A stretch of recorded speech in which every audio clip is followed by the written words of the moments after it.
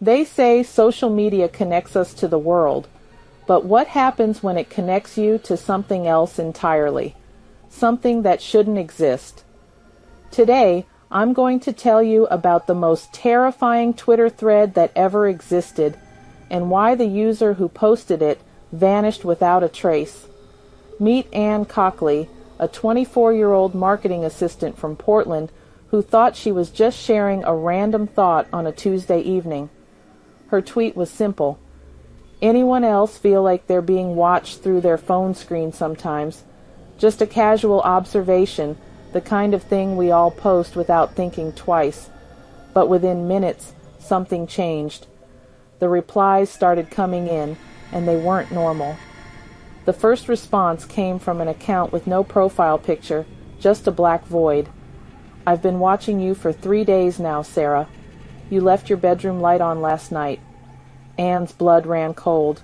She lived alone, and she had indeed left her light on. But this was just the beginning. More accounts began responding, each one seemingly knowing intimate details about her life, her morning coffee routine, the book she was reading, even the nightmare she'd had the week before about drowning in static. The direct messages were worse. Photos of her apartment building taken from impossible angles, screenshots of her other social media posts from years ago with her face circled in red, messages that arrived before she even finished typing her responses, as if something was reading her thoughts in real time.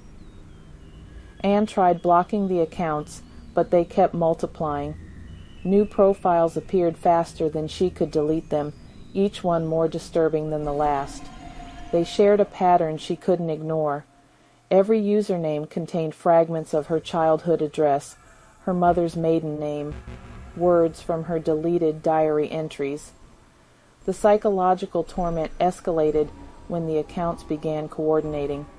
They would finish each other's sentences across multiple threads, creating a chorus of digital voices that seemed to know her better than she knew herself. Sleep became impossible as notifications flooded in at exactly 3:17 a.m. every night, the precise time she'd been born. Friends and family couldn't see the haunted replies when Anne showed them her phone. On their devices, her original tweet appeared to have zero engagement. The thread existed only for her, a personalized nightmare crafted by forces beyond comprehension. The final message arrived exactly 7 days after her initial tweet. It was a single word: soon. Attached was a photo of Anne sleeping, taken from inside her bedroom, though she lived on the 4th floor with no fire escape. Anna's last tweet was posted at 3:17 a.m. that night. It's not social media.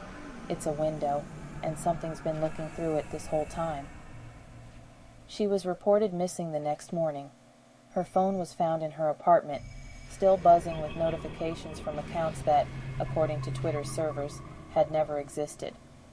The thread remains active, waiting for the next person to stumble upon it and wonder who's really watching from the other side of the screen.